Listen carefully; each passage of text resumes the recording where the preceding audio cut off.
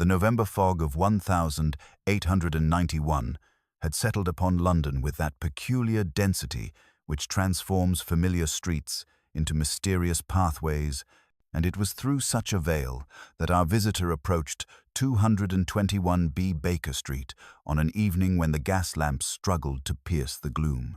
I had been reading by the fire while Holmes, in his characteristic manner, examined a curious stain upon a piece of blotting paper through his magnifying glass when Mrs. Hudson announced the arrival of a lady in deepest mourning. Lady Catherine Pembroke entered our sitting room with the composed bearing of one accustomed to society's highest circles, yet I observed immediately the telltale signs of profound distress beneath her aristocratic demeanor. Her black silk gloves trembled slightly as she removed them, and though her mourning attire was impeccably tailored, there was a haunted quality to her pale blue eyes that spoke of sleepless nights and desperate worry. Holmes, who had looked up from his examination at her entrance, took in her appearance with that swift, comprehensive glance which never failed to astound me. His grey eyes noted the faint smudge of ink upon her right cuff, the slight discoloration of her fingertips that suggested recent handling of documents, and the particular quality of dust upon her hem that indicated travel from one of London's legal districts. "Lady Pembroke," he said, setting aside his lens and indicating the chair nearest the fire, "you have come to us regarding a matter of inheritance, and one that involves a most peculiar impossibility." Our visitor started, her composure momentarily shaken. "How could you possibly? The ink stain upon your glove corresponds to a particular blend used exclusively by Harrington and Associates of Lincoln's Inn Fields, where you have clearly spent considerable time today. The dust upon your dress suggests the cobblestones of that district, and your evident distress, combined with your mourning attire, points to legal complications following a recent bereavement. As for the impossibility, well, that remains to be revealed." Lady Pembroke drew a steadying breath. "You are quite correct, Mr. Holmes. I am indeed here about my late husband's will, and I confess that what I must tell you defies all rational explanation." Holmes steepled his fingers beneath his chin, his attention now fully engaged. "Pray continue, Lady Pembroke. Dr. Watson will take notes. My husband, Lord Pembroke, passed away 6 weeks ago of a sudden heart seizure. His will, properly witnessed and sealed, left his entire estate to me, including our beloved country house, Ravenshallow. However, 3 days ago, my solicitor discovered a codicil among my husband's papers, a document that revokes my inheritance and bequeaths the estate to a distant cousin I have never met. Such alterations, while unfortunate, are not uncommon," I ventured. Lady Pembroke's voice dropped to barely above a whisper. "The codicil is dated the 15th of December, 1891. Mr. Holmes, my husband died on the 3rd of November. The silence that followed was profound. Holmes's eyes had narrowed to mere slits, and I found myself staring at our client in complete bewilderment. "A document dated 6 weeks after the testator's death," Holmes murmured. "Yet I perceive from your manner that this is not a simple case of forgery." "Indeed not, sir. My solicitor, Mr. Whitmore, has examined the signature under magnification. He swears it is genuine, not merely a skillful imitation, but my husband's actual hand. Moreover, the document is written in a most distinctive ink, a deep black blend that Lord Pembroke commissioned specially from Thistlethwaite's of Fleet Street. He called it his widow's ink in jest, claiming it would outlast us all." Holmes had risen and begun his characteristic pacing before the fireplace. "Most intriguing. A posthumous document bearing a genuine signature, written in ink, available only to the deceased. Lady Pembroke, you have brought me a puzzle worthy of considerable attention. Then you will take the case." Holmes paused in his pacing, his eyes holding that distant look which indicated his mind was already working upon the problem. "With the greatest interest. Tell me, who discovered this impossible codicil?" My husband's secretary, Mr. Aldrich Crane, while cataloguing papers for the estate. He found it tucked within a ledger of household accounts that had not been disturbed for months. And this Mr. Crane, had he access to your husband's private study? Certainly. He managed all of Lord Pembroke's correspondence and business affairs. Holmes nodded slowly. We shall examine both the document and Mr. Crane tomorrow. Watson, we have before us a mystery that challenges the very nature of time itself, a dead man's final testament, written from beyond the grave. As Lady Pembroke departed into the fog-shrouded night, I could not shake the feeling that we stood at the threshold of one of our most perplexing cases. The image of impossible ink flowing from a dead man's pen would haunt my dreams.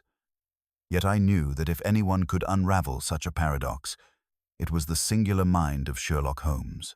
The following morning dawned with that particular clarity which often follows London's heaviest fogs, and I found Holmes already at breakfast, surrounded by an array of telegrams and correspondence that suggested he had been active since the earliest hours. His grey eyes held that keen alertness which invariably indicated that a case had fully captured his imagination. And I observed several sheets of his own handwriting scattered about, covered with those precise notes he made when organizing the facts of a particularly complex problem. "Ah, Watson," he said, glancing up from a telegram bearing the seal of Scotland Yard. "I trust you slept better than I. The impossibility which Lady Pembroke presented has kept me occupied through much of the night, though I confess, the preliminary inquiries have yielded some fascinating particulars." I settled into my chair and poured coffee, noting the methodical arrangement of documents before him. "You have been investigating already?" "Indeed. Lord Pembroke's death certificate confirms the date and circumstances November 3rd, 1891, at 9:30 in the evening, attended by his physician, Dr. Thornbury, who noted no suspicious circumstances whatever. The death was sudden but entirely natural, brought on by a severe cardiac episode." Holmes lifted another telegram. "More intriguing still, I have received confirmation from Thistlethwaite's of Fleet Street regarding the famous widow's ink. The blend was indeed unique, a formula incorporating rare Prussian compounds that creates an unmistakable deep black with subtle violet undertones when examined under proper light. Only 3 bottles were ever produced, all delivered to Ravenshollow in September of this year."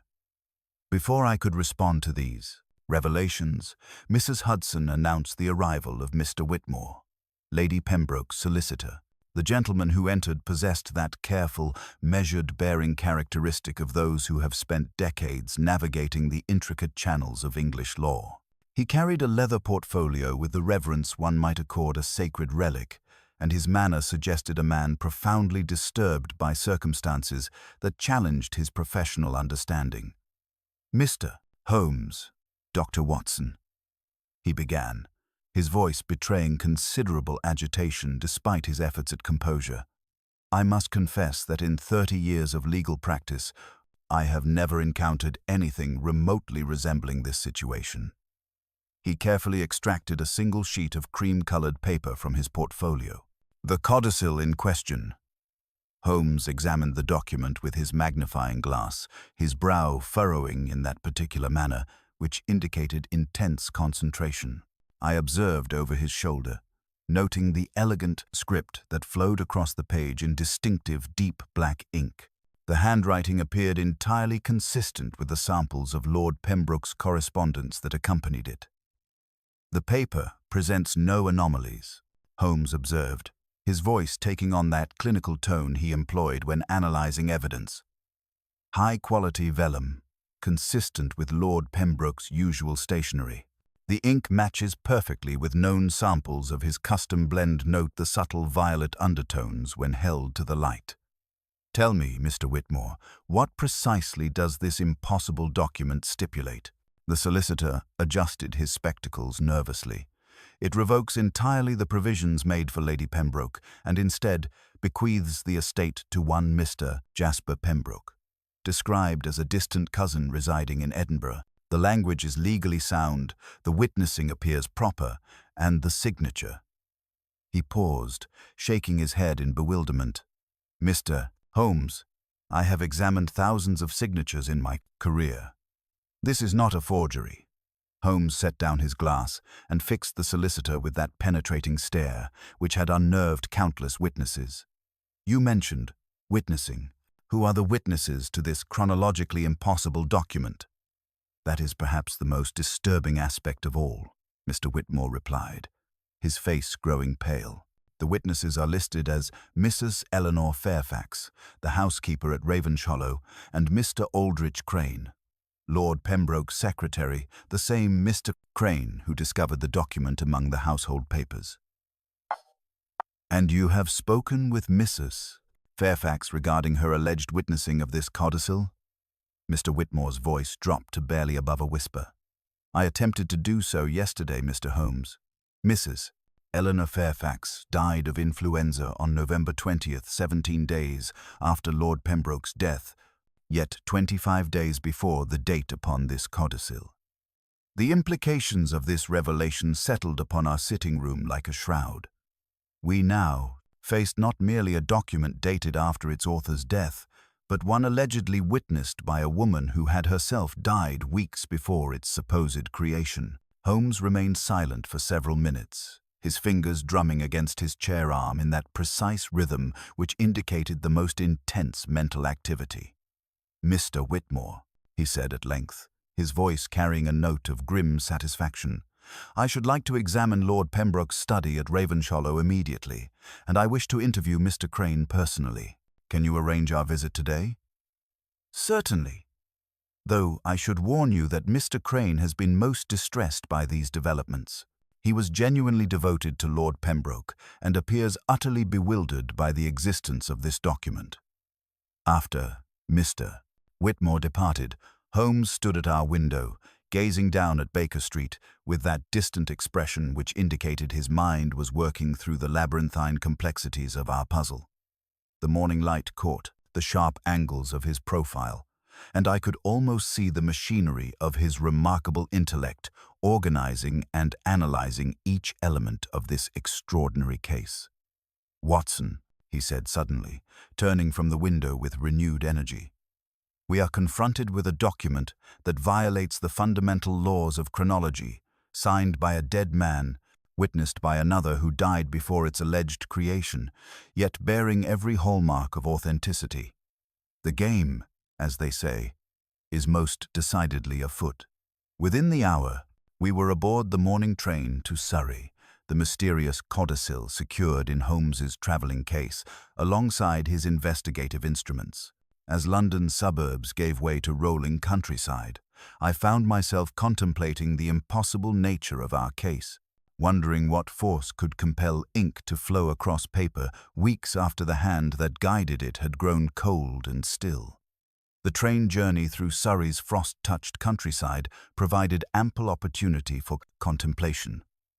And as the familiar spires and chimney-pots of London gave way to rolling fields and ancient woodlands, I observed Holmes maintaining that peculiar silence which indicated his mind was already working upon the problem at hand. By noon, we had reached the modest station serving the Ravenshollow district, where a well-appointed dog-cart awaited us, arranged through Mr. Whitmore's thoughtful provision. Ravenshollow itself proved to be a magnificent estate of Tudor origins, its honey-coloured stone walls and mullioned windows speaking of centuries of aristocratic heritage.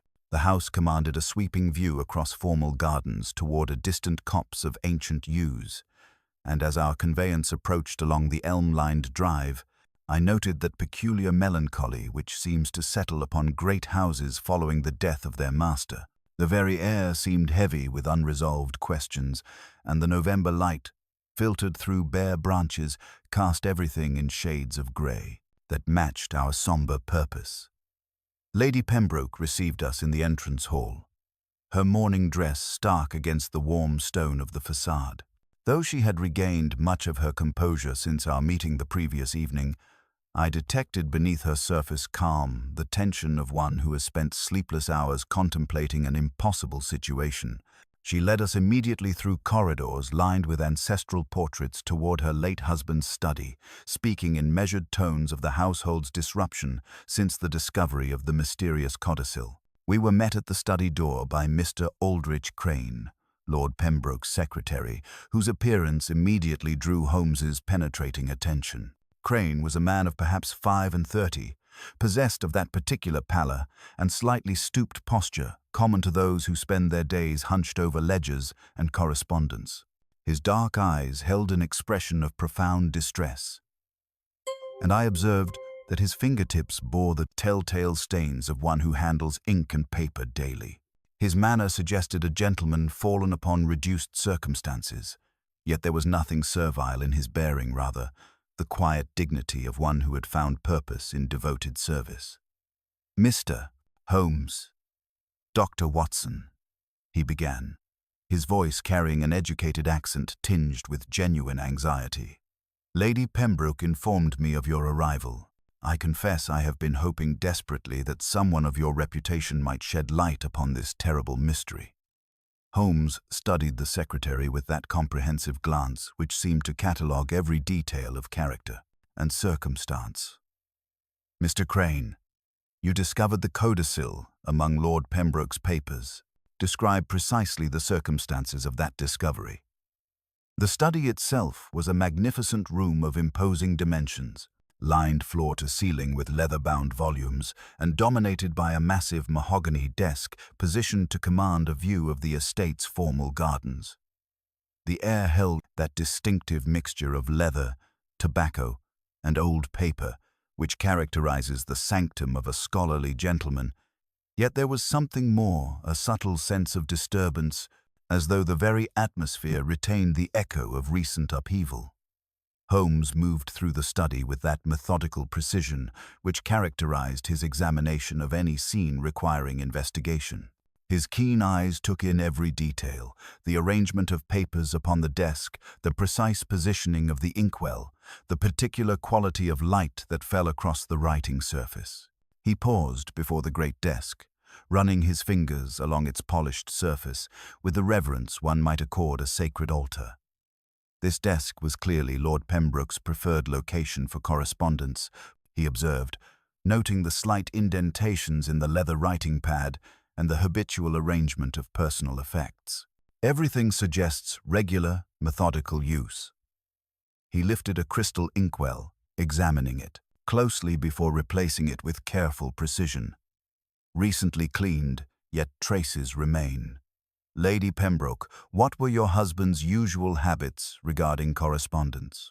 "He invariably wrote his letters in the morning," she replied. "He claimed the early light was kindest to his aging eyes, and he preferred to complete business affairs before other obligations intruded." Holmes nodded, then moved to examine a smaller writing desk positioned near the window. This secondary station was less elaborate, holding only basic implements and a porcelain inkwell clearly intended for everyday correspondence.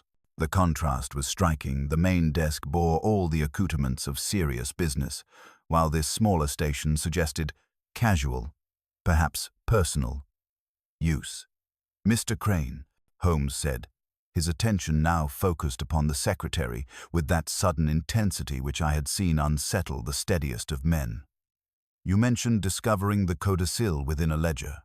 Show me precisely where." Crane led us to a tall filing cabinet beside the main desk, withdrawing a leather-bound volume of household accounts. "Here, sir, between pages of September expenses." The document was folded once, placed there as though it were a bookmark. His hands trembled slightly as he indicated the precise location. When I unfolded it and read the contents, Holmes, I nearly fainted from shock. The date, the signature, my own name as witness, it was as though I were looking upon evidence of my own madness. Holmes examined the ledger with his magnifying glass, noting the paper quality and the organization of entries. "Yet you have no recollection of witnessing such a document?" "Absolutely none. I would never forget participating in such an important legal proceeding, particularly one that would so drastically alter Lady Pembroke's circumstances." Returning to the main desk, Holmes began a systematic examination of the writing implements.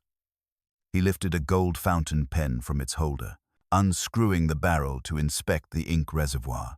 His expression grew thoughtful as he held the disassembled components to the light, and I observed that characteristic gleam in his grey eyes, which indicated the first threads of understanding had begun to weave themselves into a coherent pattern. "Lord Pembroke's preferred writing instrument?" he inquired. "Indeed, sir. A gift from Lady Pembroke on their wedding anniversary. He claimed it suited his hand perfectly and was most particular about filling it exclusively with the custom ink from Thistlethwaite's." Holmes carefully reassembled the pen, then turned his attention to a square of blotting paper mounted in a hinged book beside the inkwell. "Pray do not touch this, Mr. Crane," he cautioned as the secretary moved instinctively to tidy the desk. "Watson, a sheet of paper, if you please." Following Holmes's precise instructions, I slid a clean leaf halfway beneath the top page of the blotter. He closed and pressed it with deft, even pressure, then lifted it toward the light. The reversed ghost of several lines sprang upon our paper, fragmentary phrases and names that seemed to dance before our eyes, like spirits summoned from the realm of the dead. "Most illuminating," Holmes murmured, taking additional impressions from subsequent pages of the blotter. "We have here the shadows of correspondence, the echoes of a dead man's final thoughts." He slipped the sheets carefully into his traveling case. "Mr. Crane, has anyone disturbed this blotting book since Lord Pembroke's death?" "No one, sir. I have not had the heart to alter anything in his absence." Holmes's examination continued with characteristic thoroughness. He studied the inkwell and its contents, noting subtle variations in color and consistency. At the cold fireplace, he knelt to examine the ashes with his forceps, retrieving charred fragments of paper that he placed carefully in a porcelain dish. 2 separate burnings, he observed. Heat patterns in the ash, days apart, judging by the different degrees of oxidation. As Holmes completed his systematic investigation of the study, I observed the interplay of emotions across our companions' faces. Lady Pembroke watched with the desperate hope of one seeking salvation from an impossible situation, while Mr. Crane displayed the nervous anxiety of a man whose professional competence had been called into question by circumstances beyond his comprehension. "Lady Pembroke, Mr. Crane," Holmes said finally, his voice carrying that note of quiet authority which indicated significant progress in his understanding. "I should like to examine Mrs. Fairfax's personal effects, particularly any materials she might have used in her household duties. The solution to this mystery lies not in supernatural intervention, but in the careful manipulation of very earthly circumstances." The study seemed to hold its breath as Holmes spoke these words, as though the very walls awaited a revelation that would explain how death itself had been circumvented to produce a final, devastating testament. The impossible codicil remained an enigma, yet I sensed that Holmes had already begun to perceive the outline of a solution hidden within the shadows of forensic evidence and human psychology. Mrs. Fairfax's quarters occupied a modest suite in the servants' wing, approached through corridors that spoke of the careful hierarchy governing such establishments. Lady Pembroke led us personally to these rooms, which had remained undisturbed since the housekeeper's death, explaining that she had lacked the heart to sort through the possessions of one who had served the family with such devotion for nearly 2 decades. The atmosphere within was one of meticulous order, every surface clean, and every object positioned with the precision that had characterized Mrs. Fairfax's management of the household. Holmes immediately gravitated toward a small writing desk positioned beneath the room's single window, its surface bearing the accumulated materials of daily correspondence. I observed him examining each item with that methodical attention which had become second nature, his magnifying glass revealing secrets invisible to ordinary observation. Among the usual household receipts and personal letters, he discovered something that commanded his immediate attention. "Lady Pembroke," he said, lifting a ring of keys from a hook beside the door. "Mrs. Fairfax possessed a key to Lord Pembroke's study?" "Of necessity," she replied. "Eleanor oversaw all cleaning arrangements personally. My husband trusted her implicitly, with access to every room in the house." Holmes nodded thoughtfully, then turned his attention to the writing materials arranged upon the desk. A small crystal inkwell caught his notice, and he lifted it to examine its contents with evident interest. "Curious. This appears to be ink of exceptional quality. Note the distinctive deep black with violet tones when held to proper light." The implications settled upon our group with uncomfortable weight. Here was the same exclusive blend we had observed in Lord Pembroke's study, the precious widow's ink that should have been available only to the master of the house. Mr. Crane shifted nervously as Holmes continued his examination, discovering, among Mrs. Fairfax's possessions, a small collection of bottles containing various household chemicals, including oxalic acid for removing stains and gum, Arabic for document repairs. Moving to examine a bookshelf beside the desk, Holmes withdrew several volumes that bore evidence of regular consultation. Among these was a comprehensive guide to English legal procedures, its pages marked with careful annotations in Mrs. Fairfax's precise hand. Another volume, titled The Gentleman's Secretary, a complete guide to business correspondence, showed similar signs of intensive study, most educational reading for a housekeeper. Holmes observed dryly. "Mrs. Fairfax appears to have possessed considerable knowledge of legal documentation and proper business procedures." His systematic search continued, and in a wooden box beneath folded linens, he discovered a collection of practice sheets that immediately commanded his full attention. These documents bore repetitive samples of handwriting, each line attempting to replicate the same elegant script with varying degrees of success. The progression was remarkable, beginning as crude approximation but evolving through successive attempts into something approaching professional quality. "Forgery practice," I breathed, examining the sheets with growing amazement. The final samples bore an uncomfortable resemblance to Lord Pembroke's distinctive hand. "Precisely," Holmes confirmed. "Yet observe the dates all from September and October of this year, weeks before Lord Pembroke's death. Mrs. Fairfax was preparing for something quite specific." As Holmes continued his methodical examination, he discovered in Mrs. Fairfax's personal ledger a folded sheet of paper that had been carefully concealed between October's household entries. It was a letter bearing the distinctive crest of the Pembroke family, though the handwriting was unfamiliar. "From Jasper Pembroke," Holmes announced, reading the signature. "Our mysterious beneficiary." The letter's contents proved illuminating indeed. Written on October 28th, merely a week before Lord Pembroke's death, it expressed concern for his cousin's health while offering Mrs. Fairfax a substantial sum, £50, for discreet observations regarding the master's condition. The tone suggested careful cultivation of the housekeeper's cooperation, with hints of mutual benefit should circumstances change at Ravenshallow. Yet, as Holmes examined the document more closely, his expression grew thoughtful. He held the letter to the light, comparing its ink to samples of the widow's ink he carried. "Observe, Watson," he said quietly. "This letter from Jasper Pembroke employs good quality black ink, certainly, but it lacks the distinctive violet undertone of Lord Pembroke's custom blend.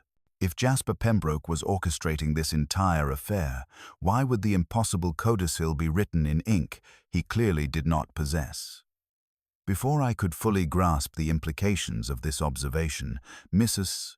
Hudson's voice carried up from the entrance hall, announcing an unexpected arrival. Lady Pembroke read the visiting card with obvious surprise, a brief flush coloring her pale cheeks. "Gentlemen," she said, her voice betraying considerable tension, "Mr. Jasper Pembroke has arrived unannounced and requests an immediate audience."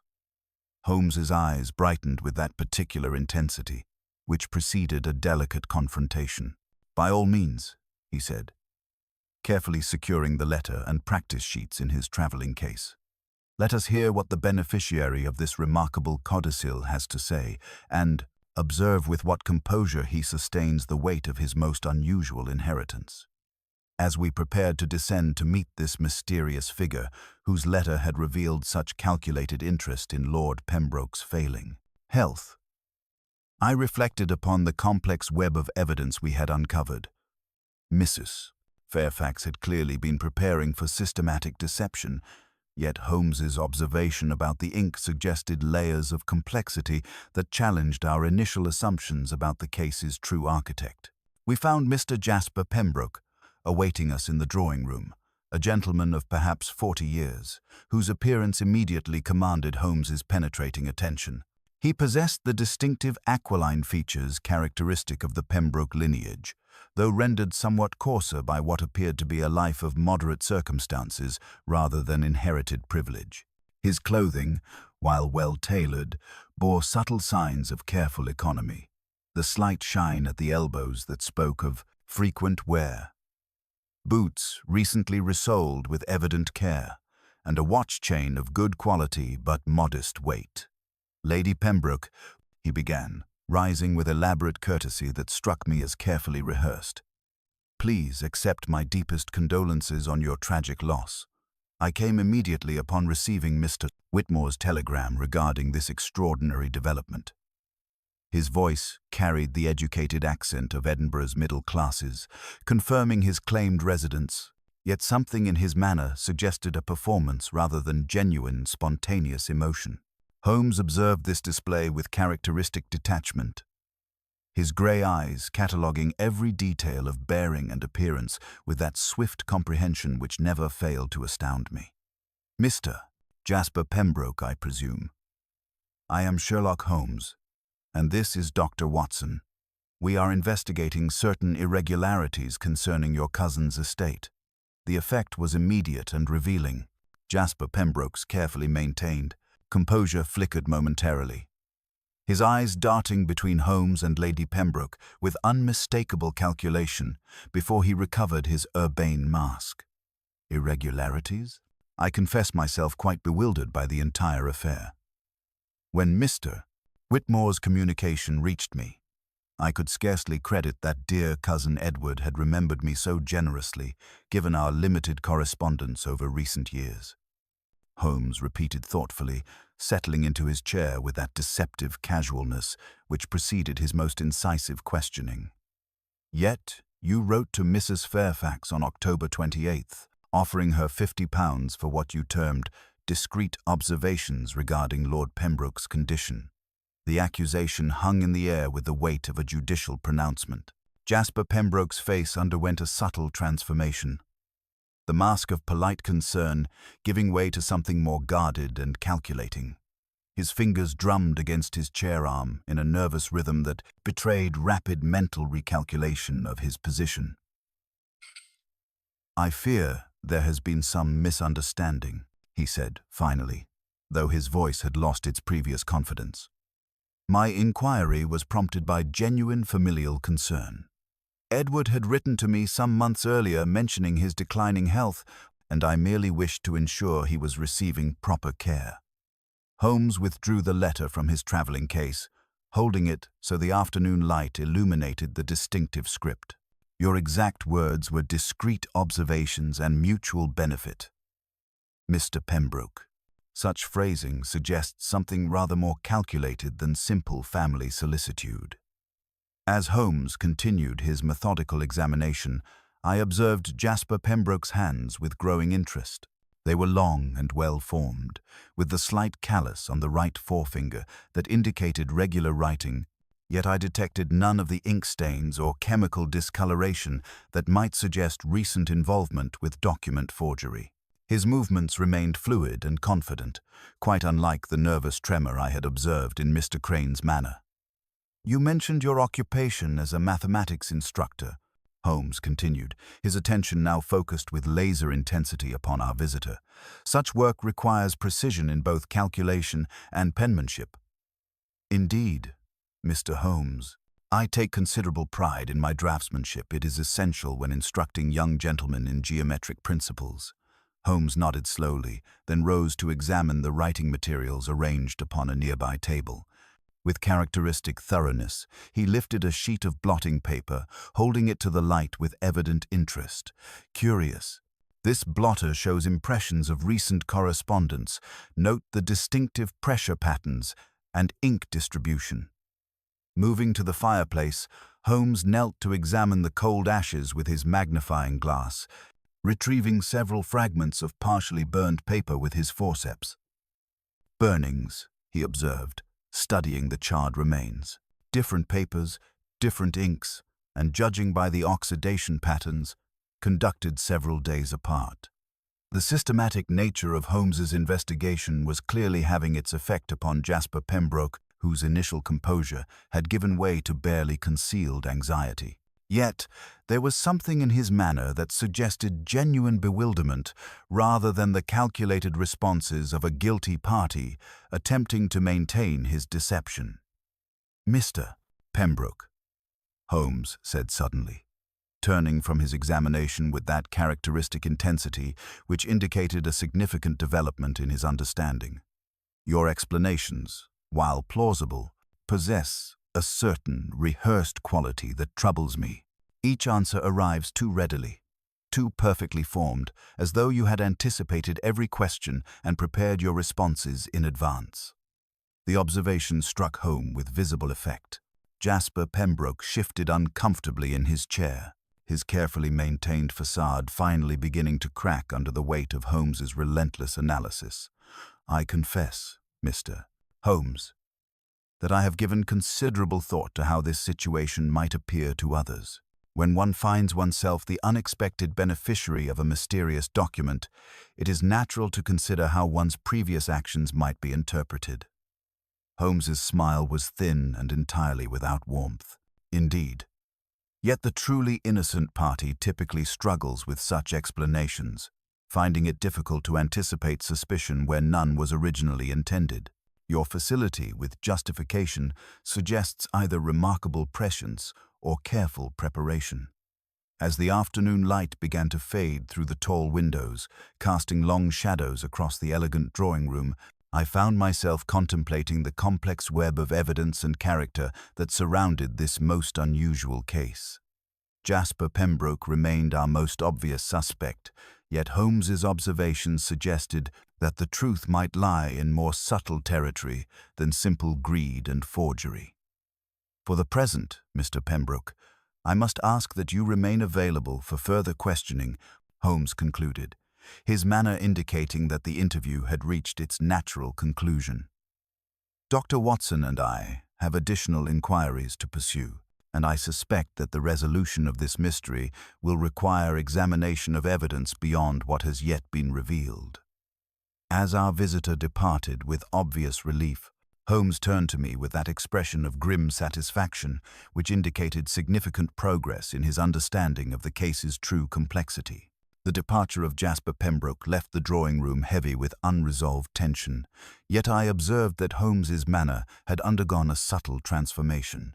Rather than the satisfaction of a hunter closing upon his quarry, he displayed that particular restlessness which indicated his mind was wrestling with contradictory evidence that refused to align into a coherent pattern. "Watson," he said, moving to the window where the last rays of afternoon light illuminated his sharp profile, "we find ourselves confronted with a most perplexing paradox. Mr. Pembroke presents obvious motive and opportunity, yet something fundamental remains unexplained."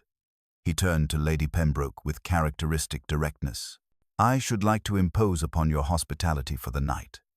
The interests of justice will be better served if we remain to conduct a more thorough examination." "Of course, Mr. Holmes," Lady Pembroke replied immediately. "You shall have the blue rooms prepared. I will ensure that nothing in my husband's study is disturbed." "On the contrary," Holmes returned with that thin smile I had come to associate with his more subtle stratagems.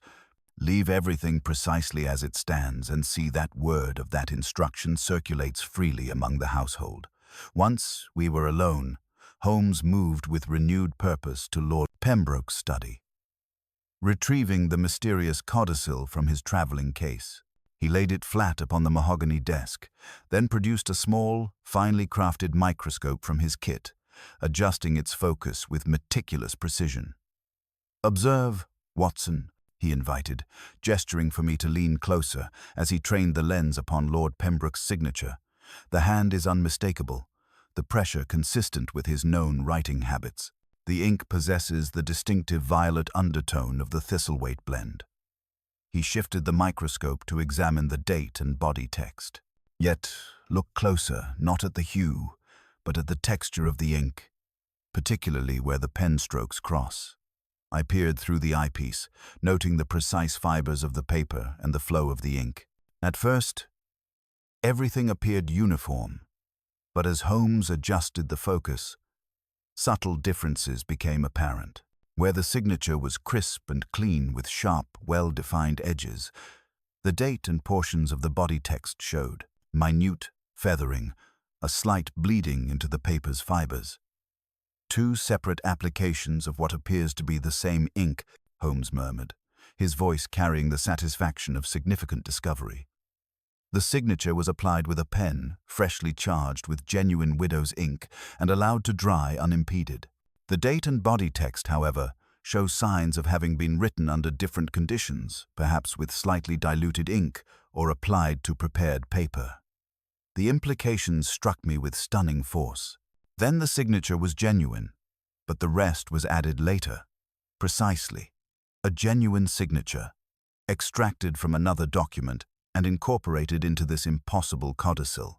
This explains both the posthumous date and the dead witness someone obtained Lord Pembroke's authentic signature, then destroyed the original document and created this forgery around it.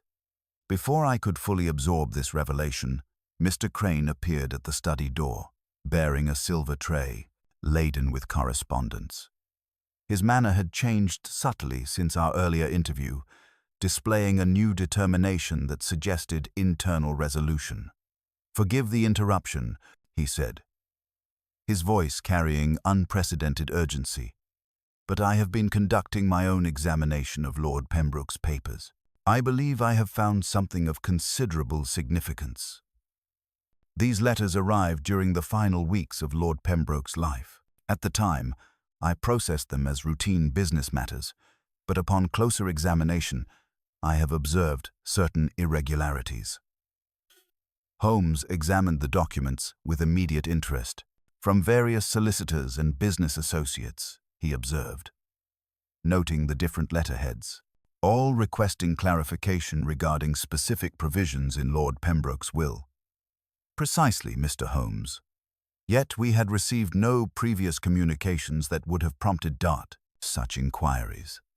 Moreover, these letters reference clauses known only to Lord Pembroke himself and Mr. Whitmore." Crane's voice dropped to barely above a whisper. Someone was systematically gathering intelligence about the will's exact provisions. Holmes studied each letter through his magnifying glass, noting subtle similarities in formation and spacing despite the different writing instruments and papers. "Most illuminating. These represent a comprehensive reconnaissance operation designed to determine the precise nature of Lord Pembroke's testamentary arrangements." "But who could have orchestrated such a scheme?" Lady Pembroke asked, her face pale in the gathering dusk. Crane shifted uncomfortably. Mrs. Fairfax had been asking unusual questions about Lord Pembroke's business arrangements during October, claiming she needed to understand them for household planning. She requested access to specific documents several times, always with seemingly reasonable explanations. As darkness settled over Ravenshallow, Holmes moved to light the gas lamps, their warm glow casting dancing shadows across the study. "The picture grows clearer," he said, settling into his chair with deliberate movement.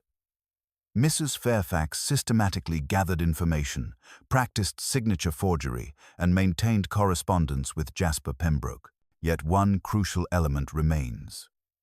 This document required access to Lord Pembroke's exclusive ink supply in quantities far exceeding what Mrs. Fairfax possessed. The observation hung in the air with uncomfortable weight.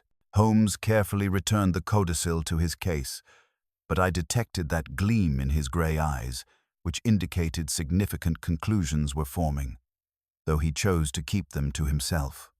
For now, he announced, I suggest we all retire. Tomorrow will bring further revelations, I am certain. The night watch. At 10 o'clock the household retired, yet Holmes and I re-emerged in stockinged feet shortly thereafter, guided by his shaded lantern. We took up station in the gallery outside the study, where a narrow gap between curtains afforded a view of the door. The ancient house settled into its nocturnal rhythms, the hall clock chiming midnight and 1 o'clock before the first sign of movement stirred at the corridor's end. A figure approached with extreme caution, wrapped in a long, dark dressing gown with a scarf wound about the lower face. Gloved hands held a pale key that glimmered in the darkness. Holmes's grip tightened upon my sleeve as we watched the intruder fit the key and turn it with exquisite slowness. Now, whispered Holmes. We were upon the doorway in an instant. The lantern's shutter flew back, flooding the study with sudden light. A startled cry pierced the silence. Then the figure sprang with unexpected agility toward the window. Holmes's long arm shot out, closing upon fabric, but the dressing gown tore at the seam, leaving a sleeve in his grasp. The intruder, with desperate speed, leaped across furniture and vanished through a connecting passage into the servants' quarters. We gave chase through a maze of corridors and stairs, but the intruder's knowledge of the house's geography proved superior to our own. By the time we reached the servants' wing, our quarry had disappeared entirely. Returning to the study, Holmes examined the torn sleeve with cold, analytical eyes. The blotter lay open upon the desk, its top leaf missing. Cheap cotton, cut to mimic a gentleman's robe, he observed, studying the fabric. Note the domestic stitching and the button moved by a left hand. Most telling traces of oxalic acid upon the cuff, the very preparation Mrs. Fairfax kept for removing ink stains. A sudden odor of smoke reached us from below. We raced to the kitchen to find the scullery range blazing furiously, a bundle of ledgers burning within. Together, we dragged the smoldering volumes into the yard, beating down the flames until only charred remnants remained. Household accounts, Holmes breathed, examining the damaged books. September through November, including the very ledger from which the codicil was supposedly discovered. He looked up at me with grim satisfaction. Someone wished to erase not merely evidence, but the entire context in which that evidence was discovered. As dawn approached, Holmes's restlessness increased, his movements taking on that swift energy which preceded his most brilliant deductions. We have now the complete sequence, Watson, he said, returning to examine the blotter impressions he had taken earlier. An art prepared in autumn, a death in November, a genuine signature extracted and repurposed, a December date to suggest impossibility, and tonight, an attempt to purge the traces that point backward to the living hand behind this elaborate deception. He held the torn sleeve to the morning light, his expression one of quiet triumph. The hand that wears this garment will be found with its companion, a robe wanting a sleeve, and a mind that underestimated both paper ash and Sherlock Holmes's methods of investigation. The sun rose over Ravenshallow, illuminating a very different understanding of the case than we had possessed the previous evening. Holmes had uncovered the secret at the heart of the impossible codicil, yet I sensed he was keeping the full implications of his discovery to himself, waiting for the precise moment to spring his carefully constructed trap. The morning light revealed Holmes in that state of controlled intensity which invariably preceded his most decisive actions. The torn sleeve lay upon the study desk like an accusation, its cheap cotton fibers and telltale chemical stains speaking volumes to his trained eye. He examined it through his magnifying glass with methodical precision, noting every detail that might contribute to our understanding of the previous night's intruder. "Watson," he said, his voice carrying that note of quiet satisfaction which indicated significant progress, "observe the construction of this garment. The stitching is functional rather than elegant, the work of someone accustomed to practical mending rather than fine tailoring. More significantly, these crystalline deposits along the cuff oxalic acid, identical to the preparation we discovered in Mrs. Fairfax's quarters. Our midnight visitor has been handling the very chemicals used in document restoration. He set the fabric aside and moved to arrange the various pieces of evidence we had accumulated: the blotting paper impressions, the charred ledger fragments, the mysterious codicil itself. Each item was positioned with theatrical precision upon the mahogany desk, creating a tableau that would serve both investigative and psychological purposes. The time has come to apply pressure where it will be most effective, Holmes announced, his grey eyes holding that gleam which preceded his most subtle stratagems. Our culprit believes himself clever. Having destroyed what he imagines to be the most damaging evidence, he does not yet realize that his very attempt at concealment has provided us with the final proof we require. Holmes summoned Lady Pembroke and Mr. Whitmore to the study, ensuring that his instructions were delivered in tones calculated to carry throughout the household. When they arrived, he displayed the charred remains with grave formality. These fragments represent a deliberate attempt to obstruct justice, he declared, his voice carrying the authority of one who had unraveled countless deceptions. However, the perpetrator's efforts were incomplete. Modern chemical analysis can recover text from even severely burned documents, and I have reason to believe these September entries contain a record that will expose the entire conspiracy. The statement was carefully calculated, part truth, part strategic exaggeration designed to provoke a reaction. Holmes continued his performance with meticulous attention to detail. Mr. Whitmore, I shall require these fragments to be sealed and transported to London immediately. I have colleagues at the British Museum who specialize in recovering text from damaged manuscripts.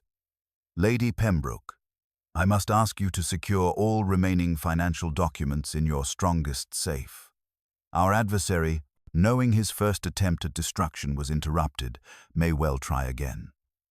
As the household bustled to follow these instructions, Holmes positioned himself where he could observe the reactions of all present.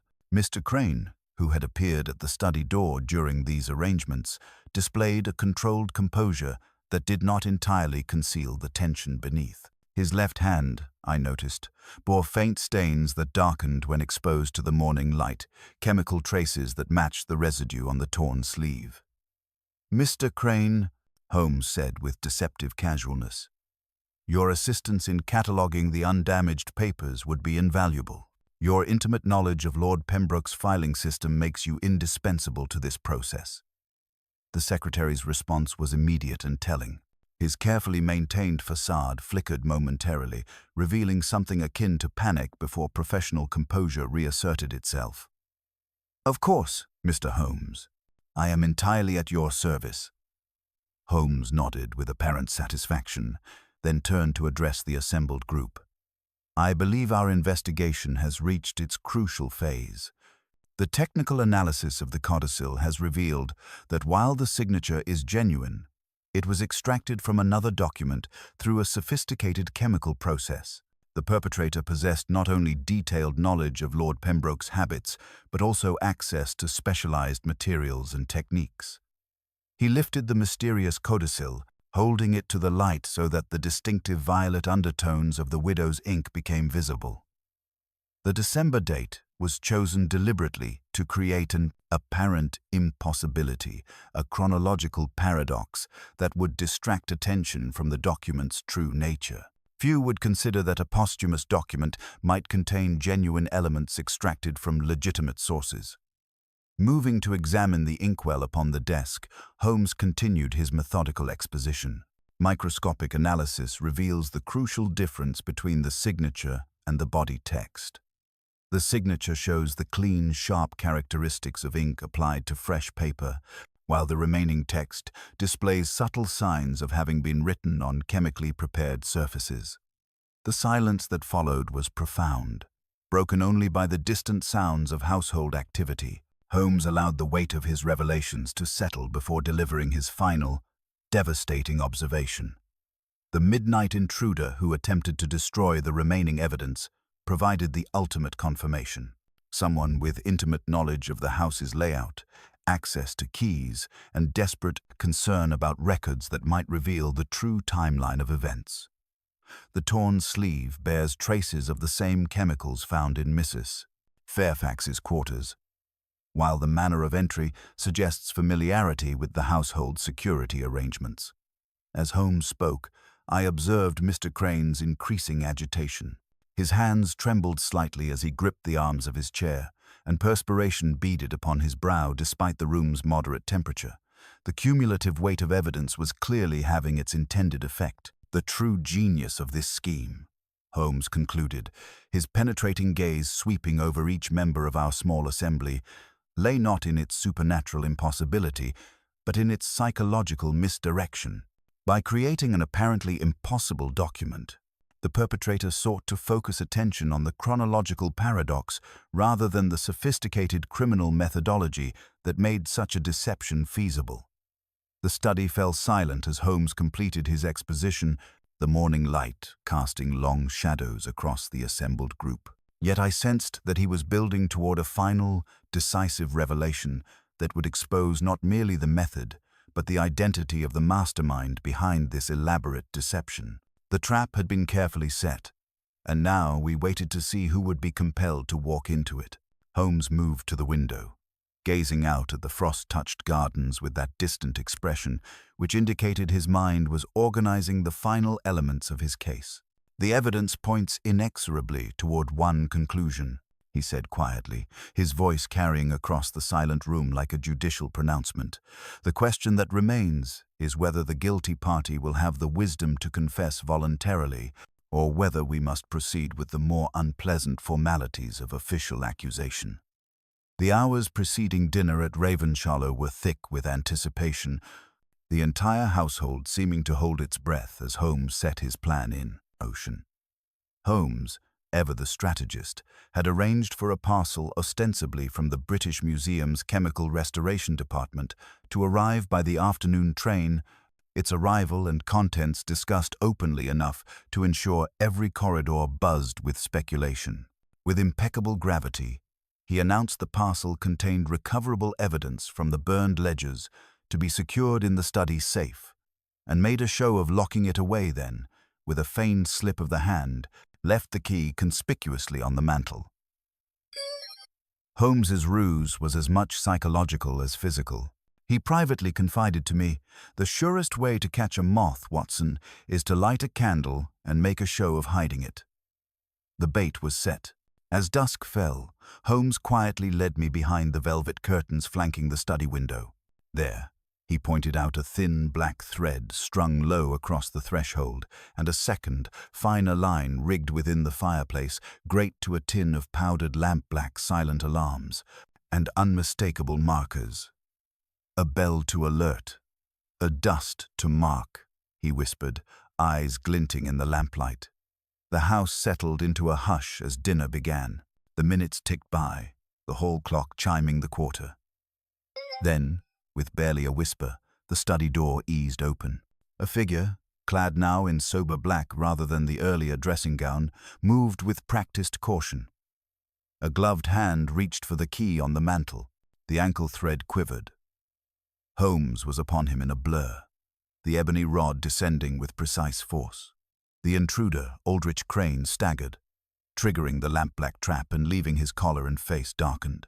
He tried to flee, but Holmes and I restrained him, guiding him, shaken and defeated, into the lamplight.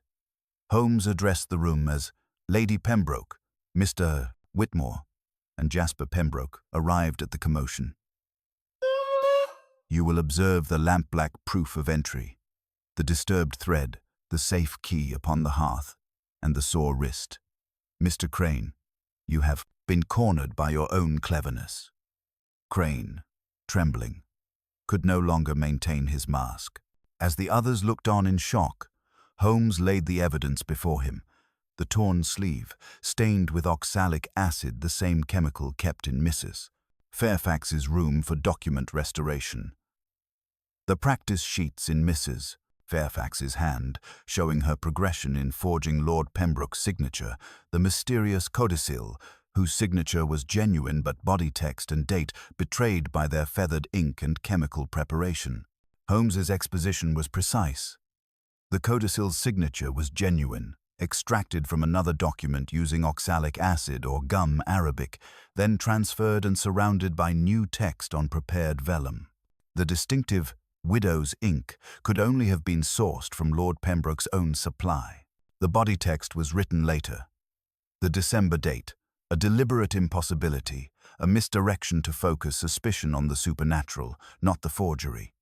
He turned to Crane, now ashen-faced, and extended his hand. "Your left hand, Mr. Crane." Crane hesitated, but acquiesced. Holmes displayed the chemical stains evidence of repeated contact with the tools of forgery. Holmes continued, "You orchestrated the destruction of the ledger's household accounts from September through November, including the one where the codicil was discovered, to erase the context and the original document from which you lifted the signature. Your midnight visit was an act of desperation, not cunning." Crane's composure finally broke. His voice, at once hollow and heavy with despair, confessed to the scheme. He was going to dismiss me, my investments, everything failed. I forged a note to cover my losses, and Lord Pembroke found out. He threatened to expose me, to ruin me utterly. I convinced Mrs. Fairfax to help, promising her reward and protection, never telling her the full scope. She died before I could complete the plot. Her death allowed me to use her name as a witness, deepening the impossibility. Jasper Pembroke was a convenient misdirection, a distant cousin to draw suspicion, but a pawn, not a player. Holmes's expression softened, recognizing the depth of Crane's desperation. You were driven not by simple greed, but fear of ruin, fear of exposure. Yet the elegance of your deception, the signature transfer, the ink, the timing betrays a mind capable of far better than such dishonesty. Crane looked up, remorse and exhaustion written across his face. I never wanted to harm Lady Pembroke. Ravenshallow was my life. But I saw no other way. Lady Pembroke, deeply shaken, could only whisper, "Aldrich." "Why?" Holmes turned to her, his tone gentle. "The hardest truths, madam, are often those born of desperation. He was not alone in his guilt, but he alone bore the burden of execution." Holmes then addressed the room. "You see, the genius of this plot was not in the impossibility of the codicil, but in the careful layering of misdirection, forensic trickery, and the exploitation of trust. Only by reconstructing each step, each stain, each torn thread could the truth emerge." As the constable arrived to take Crane into custody, Holmes lingered in the lamplight, grave and thoughtful. "In the end, Watson, it is not impossible events that baffle us, but the complex motives and fears that drive men to create such illusions." The web unwound, the shadows receded, and the first rays of dawn crept across the study floor, illuminating the cost of deception. And, as always, the remarkable mind who unraveled it. The constable's departure with Aldrich Crane left Ravenshallow wrapped in that peculiar silence which follows the resolution of great mysteries. Lady Pembroke stood by the mantelpiece, her hands clasped tightly together, her face reflecting the complex emotions of one who had witnessed both salvation and betrayal. The relief that her inheritance was secure battled with the profound sorrow of discovering treachery from a trusted servant who had been part of her household for years. "Aldrich," she whispered again, her voice barely audible in the lamplight. "How could you have done this to us?" Holmes, ever the pragmatist despite the emotional weight of the moment, turned his attention to the final threads that required tying. "Lady Pembroke, I should like to examine Mr. Crane's quarters to complete our understanding of his methods. The full scope of his deception may yet yield evidence crucial for the legal proceedings." We proceeded to the secretary's modest room in the servants' wing, where Holmes's systematic investigation revealed the true sophistication of Crane's operation. Upon the writing table lay a small copying press, a shallow porcelain dish stained with chemical residue, and a bone folder for precise paper manipulation.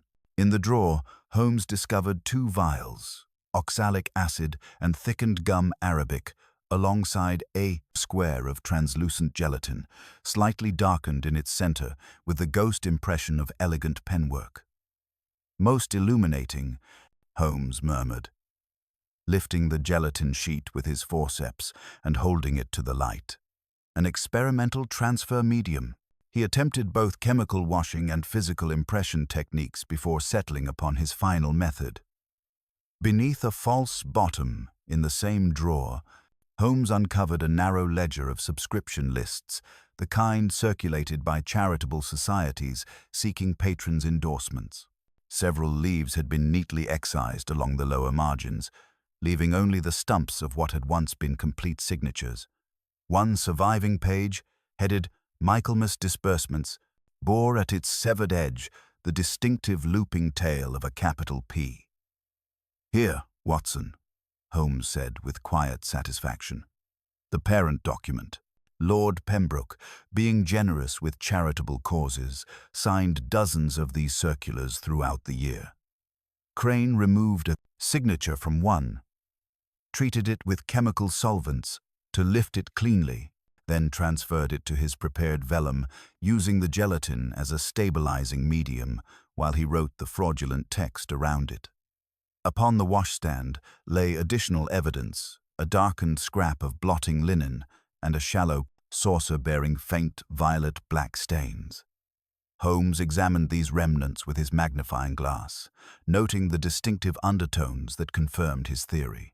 Thistlethwaite's ink, carefully thinned and warmed to restore its flow after chemical interference, he observed. Crane needed the exact same blend to seamlessly integrate his forged text with the genuine signature, creating the illusion of a single, continuous document. Returning to the study, we found Lady Pembroke, Mr. Whitmore, and Jasper Pembroke waiting in subdued contemplation. Holmes arranged his discovered evidence upon the desk with methodical precision, creating a comprehensive display of the deception's mechanics. "The complete process, if you please," Holmes explained, his voice taking on that professorial tone he employed when elucidating complex cases.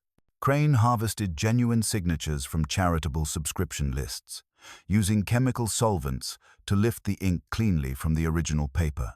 He then prepared his vellum with sizing agents to prevent bleeding, positioned the signature fragment using gelatin as a stabilizing medium, and wrote his fraudulent text with carefully matched ink.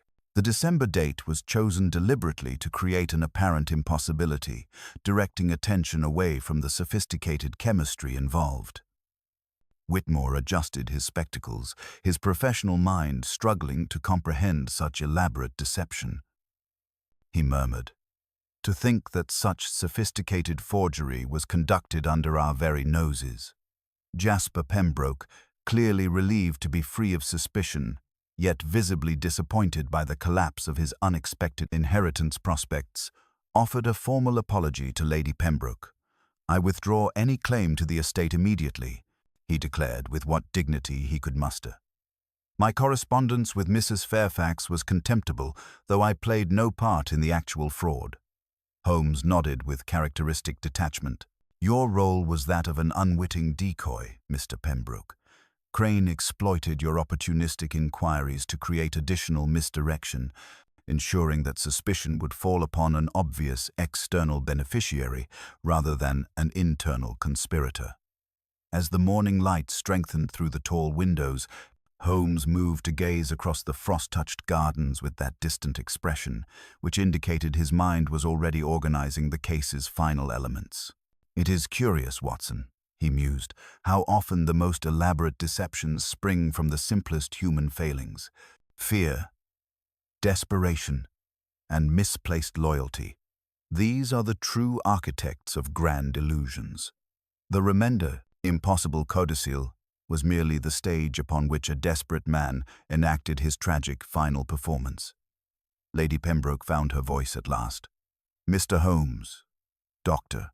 Watson," I cannot adequately express my gratitude.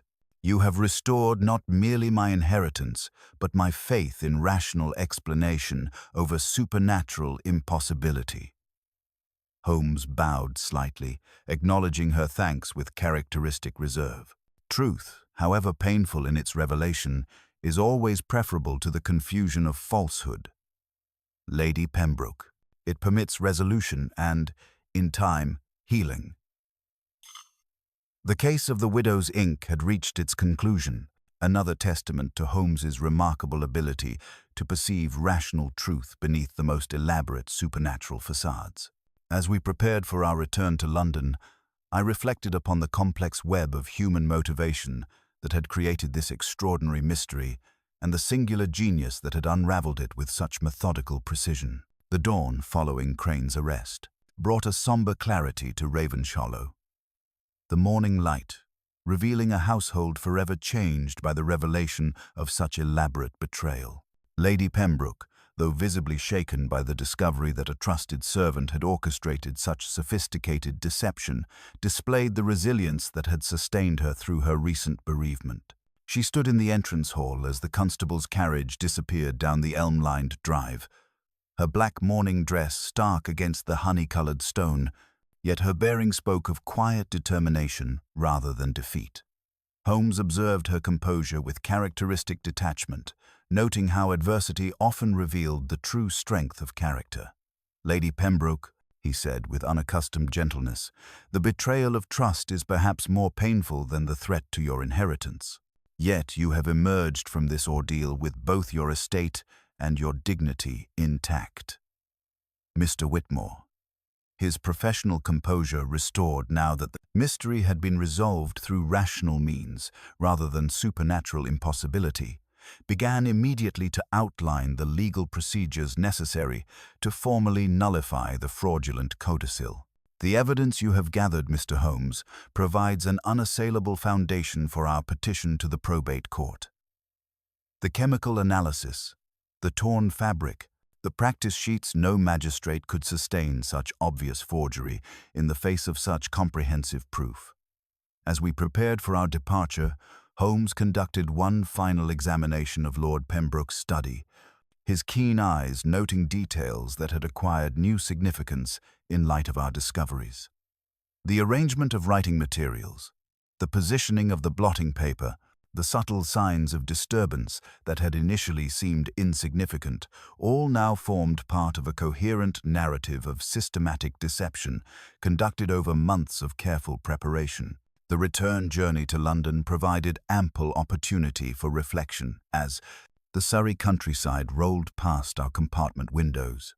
Holmes sat in characteristic silence, his long fingers steepled beneath his chin, occasionally withdrawing the torn sleeve from his traveling case to examine it through his magnifying glass. I could sense his mind organizing the complex elements of our case into the comprehensive understanding that would eventually inform both the legal proceedings and my own written account. "A most instructive demonstration of criminal psychology, Watson," he observed as familiar landmarks began to appear through the window. Crane possessed considerable intelligence and technical skill, yet his fundamental weakness lay in his inability to control every variable of his elaborate scheme. The chemical transfer of signatures represents a significant advancement in forgery methodology, but the execution betrayed the anxiety of a desperate man rather than the confidence of a master criminal. Upon our return to Baker Street, Holmes immediately set about organizing the evidence we had collected, arranging each item with the methodical precision that characterized his approach to complex cases. The practice sheets, the chemical apparatus, the various samples of ink and paper, each piece contributed to a comprehensive picture of premeditated fraud, conducted with remarkable sophistication, yet ultimately undermined by human fallibility. Within a fortnight, Mr. Whitmore's petition had succeeded completely. The fraudulent codicil was declared void by the probate court. Lady Pembroke's inheritance was restored without legal impediment, and Ravenshollow returned to its rightful mistress. Crane himself, when confronted with the overwhelming evidence of his guilt, entered a plea of guilty to charges of forgery and destruction of evidence. The judge, while noting the ingenuity of the deception, imposed a sentence of penal servitude moderated by recognition that no violence had been employed in the commission of the crime. Holmes observed these proceedings with characteristic detachment, displaying neither triumph nor vindication, but rather the quiet satisfaction of one who had successfully applied rational methodology to seemingly impossible circumstances. "Justice has been served," he remarked as we departed the courthouse, "though I confess that Crane's technical abilities, properly directed, might have achieved legitimate success in any number of scholarly pursuits." The case had broader implications that extended well beyond the immediate resolution of Lady Pembroke's difficulties. The sophisticated chemical techniques Crane had employed represented a new evolution in documentary fraud, one that would require corresponding developments in forensic analysis to detect and prevent. Holmes spent considerable time documenting these methods for the benefit of Scotland Yard and the legal community, ensuring that future investigators would be better equipped to recognize such elaborate deceptions. As evening settled over London, I found Holmes by the fire in our sitting room, his violin across his knees, drawing melancholy phrases from the strings with that contemplative air that followed the conclusion of particularly complex cases. The familiar comfort of Baker Street, with its accumulated evidence of countless investigations, provided a welcome contrast to the ancestral halls of Ravenshallow, where impossible documents had seemed to write themselves from beyond the grave. "The widow's ink," Holmes mused, setting aside his instrument to reach for his pipe, "proved to be neither widow's nor supernatural, but merely the tool of a living hand guided by desperation and executed with criminal brilliance." Lord Pembroke's jest about ink that would outlast them all proved prophetic in ways he never intended. It became the very means by which his secretary attempted to rewrite the terms of his legacy. I began the task of organizing my notes into the narrative that would preserve this remarkable case for posterity, reflecting upon how Holmes had once again demonstrated that no mystery, however impossible it might appear, could withstand the methodical application of logical analysis and forensic science. The dead man's testament had been revealed as the product of living hands, guided by fear and greed, yet ultimately exposed by the patient accumulation of evidence and the relentless pursuit of rational explanation. Holmes, meanwhile, had already turned his attention to the morning's correspondence. His restless intellect seeking new challenges worthy of his extraordinary abilities. The game, as he was fond of observing, was perpetually afoot, and London's labyrinthine streets held countless mysteries awaiting the touch of his singular genius. Some weeks after Crane's conviction, when February's persistent fog had settled over London with that peculiar density which transforms even Baker Street into a realm of mystery, I found Holmes in his characteristic position, before the fire, examining the remnants of our most perplexing case. Upon the mantelpiece lay the artifacts of our investigation, the torn sleeve with its telltale chemical stains, fragments of the charred ledgers, and a small vial containing the last traces of Lord Pembroke's notorious widow's ink. His long fingers held a sheet of blotting paper to the firelight, studying the ghostly impressions with that methodical attention which had unraveled so many seemingly impossible mysteries. "You have been contemplating the technical aspects of Crane's deception," I observed, settling into my chair with the morning correspondence. "The case has concluded satisfactorily, yet something continues to engage your analytical mind." Holmes lowered the blotting paper, his grey eyes holding that gleam of intellectual satisfaction which followed his most complex investigations. "Indeed, Watson. The sophistication of Crane's methodology represents a significant advancement in documentary fraud, one that required both chemical knowledge and psychological insight of the highest order. The true genius lay not merely in the technical execution, but in the fundamental misdirection that made detection so difficult." He lifted the mysterious codicil, holding it to the light so that subtle variations in the ink became visible to my untrained eye. "Observe the differential aging, Watson. The iron gall compounds in Thistlewaite's blend oxidize in a characteristic pattern. Genuine strokes develop a faint bronze luster at their edges over time, while fresh applications remain coldly violet black. In Lord Pembroke's signature, this bronzing had begun.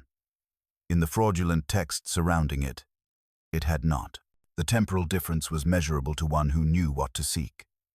The technical precision of his explanation reminded me once again of the remarkable mind that had transformed an impossible supernatural mystery into a comprehensible sequence of human actions. The chemical transfer process itself must have required considerable experimentation. Precisely. Crane employed oxalic acid to lift the original signature from charitable subscription lists, then used a gelatin medium to position it upon prepared vellum while he wrote his deceptive text around it. The December date was chosen deliberately to suggest chronological impossibility, directing attention away from the sophisticated chemistry involved. Holmes set the document aside with characteristic precision. Mrs. Fairfax's death from influenza proved both convenient and catastrophic for his scheme. Convenient because it allowed him to use her name as a witness to an impossible event. Catastrophic because it forced him to complete the technical aspects alone, without her practiced assistance. A soft knock announced Mrs. Hudson's arrival with the Morning Post, including a letter bearing Lady Pembroke's distinctive seal. Holmes read its contents with evident interest before sharing the final developments in our case. Lady Pembroke writes that the Royal Society has requested permission to study Crane's equipment and methods for their forensic archives, he announced. More significantly, the Edinburgh solicitors handling Mrs. Fairfax's affairs have discovered substantial hidden savings, nearly £300 deposited under an assumed name, suggesting she had been planning to emigrate to Australia once the fraud succeeded. The implications completed our understanding of the conspiracy's full scope. Mrs. Fairfax had been far more than a reluctant accomplice. She had been an active partner who expected substantial compensation for her participation in the elaborate deception. The complete picture emerges at last, Holmes continued, moving to his favorite position by the window, where the pale February light illuminated his sharp profile. Two desperate individuals, each driven by circumstances beyond their control, Crane facing financial ruin and professional disgrace, Mrs. Fairfax seeking escape from a lifetime of domestic service. Their combined desperation produced a work of remarkable ingenuity, yet ultimately flawed by the very human weaknesses that motivated its creation. As Holmes spoke, I reflected upon the profound lesson inherent in our investigation. The impossible codicil, a document seemingly penned from beyond the grave, had been stripped of its supernatural veneer to reveal a meticulously crafted deception born of very earthly motivations. Fear, greed, and desperation had combined to create an elaborate illusion that challenged the fundamental laws of chronology, yet ultimately succumbed to the patient application of forensic science and logical deduction. What strikes me most forcefully, I ventured, is how Crane's considerable abilities, properly directed, might have achieved legitimate success in any number of scholarly pursuits. The waste of such technical skill upon criminal enterprise seems particularly tragic. Holmes nodded gravely. Indeed, Watson, the case demonstrates that the most elaborate supernatural impossibilities often conceal the most human of motivations. Crane possessed a mind capable of intricate planning and meticulous execution, yet chose the path of deception over honest endeavor. The inevitable consequence was not merely legal punishment, but the complete destruction of a life that might have contributed meaningfully to legitimate scientific advancement. The morning light strengthened through our windows, casting familiar shadows across the accumulated evidence of countless investigations.